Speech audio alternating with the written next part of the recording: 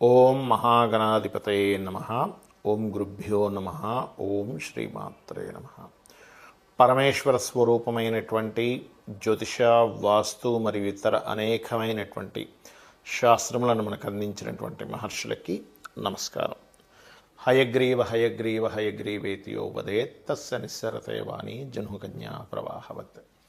అరుణాం కరుణాతరంగితాక్షీం ధృతపాశాంకుశపుష్పబాణచాపాం అనిమాదిభిరావృతాం మయూకైః అహమిత్యేవ విభావయే భవానీం. శ్రీమాత్రే నమః. ప్రేక్షకులకి ఆ లలితాంబిక అమ్మవారి యొక్క అనుగ్రహం పరిపూర్ణంగా కలగాలన్న స్ఫూర్తి కోరుకుంటూ 2025 సంవత్సరంలో 4 మేజర్ ప్లానెట్స్ మారుతున్నాయి. సర్వసాధారణంగా ఏదైనా ఒక సంవత్సరంలో ఒక ప్లానెట్ 2 ప్లానెట్స్ మారుతుంటాయి. కానీ సమ్ టైమ్స్ 2 ఛాయాగ్రహాలు 2 మేజర్ ప్లానెట్స్ కర్మకి జీవుకి కారకమైనటువంటి శని గురువులు మారుతున్నారు. దీనివల్ల ఒక్కొక్క లగ్నం లేదా రాశి వారికి ఎటువంటి ఫలితాలు జరగనున్నాయి మరియు ఎటువంటి జాగ్రత్తలు తీసుకోవాలి, మారకముందు ఎటువంటి ఫలితాలు, మారిన తర్వాత ఎటువంటి ఫలితాలు, అదేవిధంగా దేశకాల పరిస్థితులు ఎటువంటివి మార్పులు రానున్నాయనేటువంటి విషయాలు మనం ఇప్పుడు తెలుసుకుందాం. అయితే ఈ విషయాలు చెప్తుంది నేనైనప్పటికీ కూడా చెప్పిస్తుంది సాక్షాత్ లలిత అమ్మవారిగా భావిస్తూ తెలుసుకుందాం.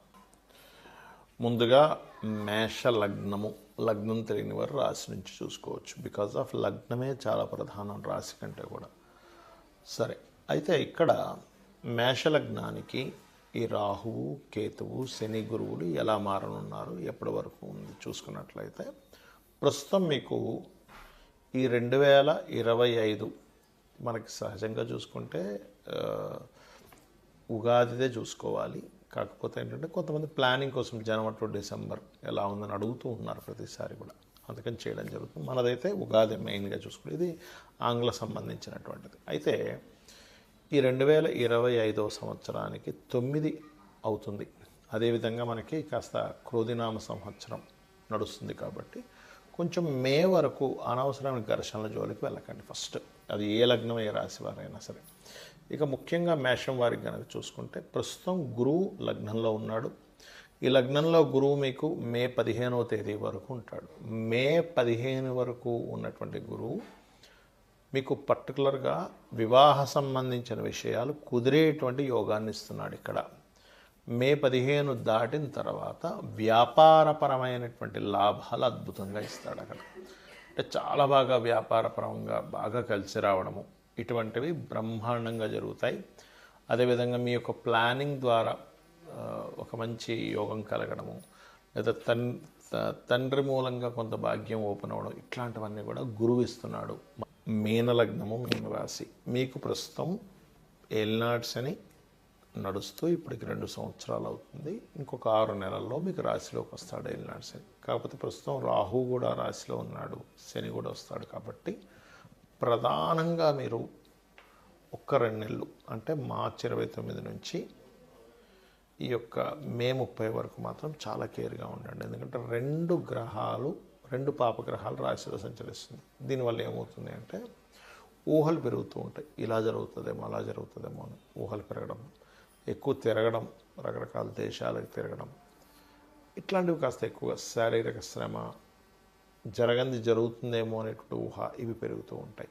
అయితే మీకు ధనానికి అధిపతి అయినటువంటి కుజుడు నీచ స్థానంలో ఉన్నాడు కాబట్టి కాస్త ఈ శోభకృతనామ సంవత్సరం వచ్చిన తర్వాత బాగుంటుంది. అయితే మనం చెప్పుకోవాల్సింది కూడా ఉగాది చెప్పుకోవాలి. కాకపోతే ఏంటంటే కొంతమంది అడుగుతున్నందుకు జనవరి నుంచి డిసెంబర్ 2025 చెప్తున్నాము. అయితే ఇక్కడ ముఖ్యంగా ఏంటంటే మీకు ఎప్పుడైతే రాహు లగ్నం నుంచి కేతు సప్తమం నుంచి మారుతారో మే 30వ తేదీ నుంచి మీరు గమనించవచ్చు స్పష్టంగా. అప్పటి వరకు ఏదో తెలియని ఒక అపోహ లేకపోతే ఒక రకమైన దీంట్లో ఉన్నది క్లియర్ అవుతుంది.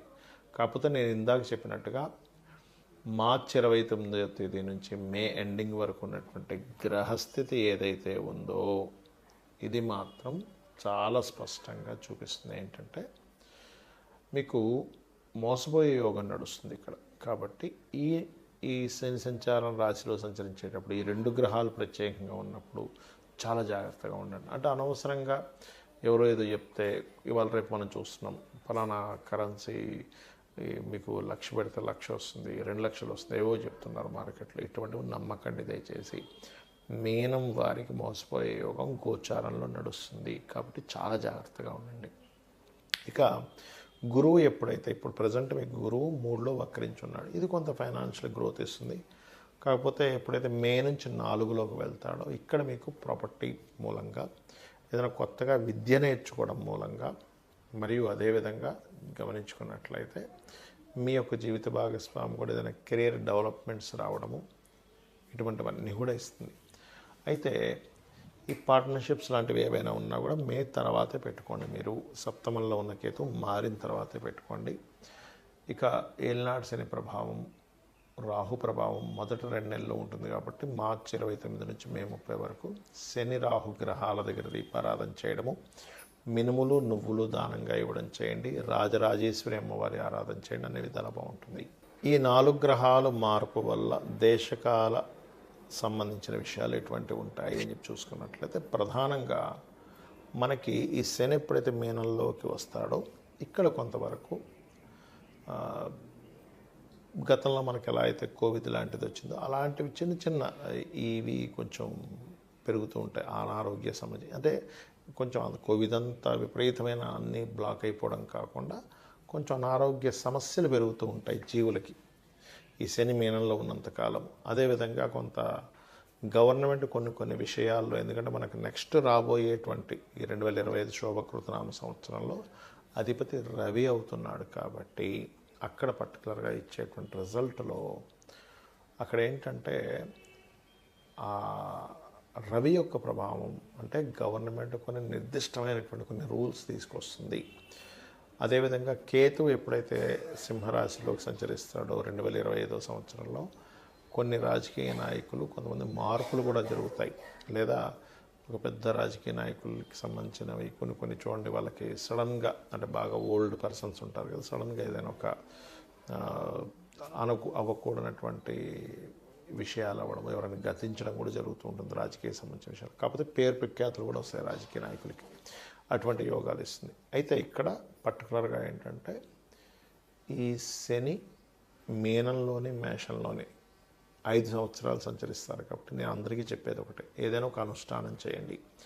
ఆంజనేయ స్వామిదో, అమ్మవారిదో, విష్ణువుదో, శివుడిదో ఏదో ఒకటి, ఓం నమ శివాయ అనుకోండి, రోజు 1 గంట సేపు ఓం శ్రీ మాత్రే నమః అనుకోండి, లేదా ఓం నమో నారాయణాయ అనుకోండి. ఎందుకంటే ఈ మీనంలో శని సంచారం జరిగేటప్పుడు పర్టికులర్గా ఈ బ్లాక్ మ్యాజిక్స్ అనవసరమైనటువంటి ఇవి పెరుగుతూ ఉంటాయి. దాంతోపాటు సహజంగానే మనకి ఇంకా రాకముందే నవంబర్ డిసెంబర్ నుంచి కొన్ని భూకంపాలు కావచ్చు, లేకపోతే అంటే 2025 ఇంకా రాకముందే, ఎందుకంటే 2025కి అధిపతి కుజుడు అవుతాడు. ఎందుకంటే 9 నెంబర్ అది.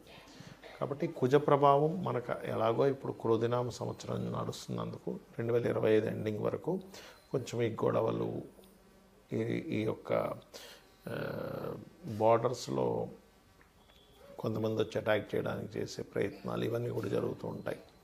అదేవిధంగా సర్వసాధారణంగా ఏంటంటే నేను చెప్పేది ఒకటే, మీకు గోచారంలో గ్రహాలు ఎలా ఉన్నా గుర్తుపెట్టుకోండి. మీ జన్మజాతకంలో కనుక మీకు మంచి మహాదశ నడుస్తుంది, మీకు మంచి యోగాలు ఉన్నాయి, మంచి ధనయోగాలు ఉన్నాయి, లక్ష్మీ యోగాలు, సరస్వతి యోగాలు, అదేవిధంగా సరస్వతి యోగం అంటే విద్యాయోగం అని అర్థం. అదేవిధంగా మీకు నీచభంగ రాజయోగాలు, విపరీత రాజయోగాలు ఉంటాయి. గోచారంలో జరిగే మార్పులు మీకు కేవలం 5% పనిచేస్తాయి. ఆ దశలు కనుక సరిగ్గా లేనప్పుడు గోచారం కూడా మిమ్మల్ని ఇబ్బంది పెడుతుంది. అయితే న్యాచురల్గా అందరికీ పనిచేసేటువంటి ఈ రాశి ఈ లగ్నం వాళ్ళకి అని చెప్తుంటాం, అదొక 10 to 15% పనిచేస్తుంది. కానీ మీ personal chart is most important, ఇది బాగా గుర్తుపెట్టుకోండి. అయితే ఇక్కడ జాతకం లేని వాళ్ళు కొంతమంది ఉంటారు, మేమేం చేసుకోవాలని అడుగుతుంటారు. వాళ్ళందరికీ ఒకటే చెప్తాను నేను మీకు, అందరూ కూడా కేతువు బుధరాశుల్లో సంచరిస్తుంది కాబట్టి మే 30 వరకు కూడా ఎవరు డబ్బులు అప్పుగా ఇచ్చే విషయంలో ఎంతో అత్యవసరం ఉంటేనే అప్పు చేయండి, అప్పు ఇవ్వండి. ఇది చాలా కీలకమైన విషయం అందరికీ కూడా. ఇది ఏది డేట్ ఆఫ్ బర్త్, టైము, నక్షత్రము, రాశి ఏమీ తెలియదు అనుకునేటువంటి వారికి. అలాగే మరొక విషయం ఏంటంటే ఇక్కడ అందరూ కూడా కాస్త ఈ అందరినీ తీసుకున్నప్పుడు జనరల్గా మేషం తీసుకున్నప్పుడు శని 12లోకి వస్తున్నాడు కాబట్టి అనవసరంగా కొన్ని ఫుడ్స్ తింటుంటాం మనం. కొన్ని ఫుడ్స్ విషయంలో కావచ్చు, కొన్ని మన లైఫ్ స్టైల్ విషయంలో కావచ్చు. నైట్ నిద్రపోకుండా చాలామంది చూడండి నైట్ అంతా మేలుకొని పగలపూట నిద్రపోతుంటారు. ఇటువంటి లైఫ్ స్టైల్స్ వల్ల అనర్థాలు వచ్చేటువంటి ఛాన్సెస్ కనిపిస్తున్నాయి ఇన్ ఫ్యూచర్లో. అంటే ఈ గోచార శని మీనంలో సంచరించేటప్పుడు ఏం జరుగుతుంది అంటే ఫ్యూచర్లో ఇప్పటి వరకు పడుతున్నటువంటి లైఫ్ స్టైల్ మార్పులు జరుగుతూ వచ్చాయి చూసారా. నైట్ టైం మేలుకుగా ఉండడం, నైట్ టైం తిరగడం, పగలంతా నిద్రపోవడం, ఇట్లాంటివన్నీ పెరుగుతూ వచ్చాయి. ఈ లైఫ్ స్టైల్ వల్ల ఎటువంటి అనర్థాలు జరుగుతాయో స్పష్టంగా మనకి శని మీనంలో చూపిస్తాడు. అదేవిధంగా శని మీనంలో మేషంలో సంచరించేటప్పుడు ఇందాక నేను చెప్పినట్టుగా కొన్ని మనం ఆల్రెడీ గతంలో ఒక 1.5 year బ్యాక్ ఒక విషయం చెప్పుకున్నాం. కుంభంలో శని సంచారం చేసేటప్పుడు రెవల్యూషన్, ఒక మార్పుని తెస్తాడు బిజినెస్లో అని. అది మనకు 30 సంవత్సరాల క్రితం వచ్చినప్పుడు కంప్యూటర్ అనే దాన్ని పెంచాడు. అక్కడి నుంచి కంప్యూటర్స్ పెరగడం అన్నీ బాగా జరిగాయి టెక్నాలజీ పరంగా.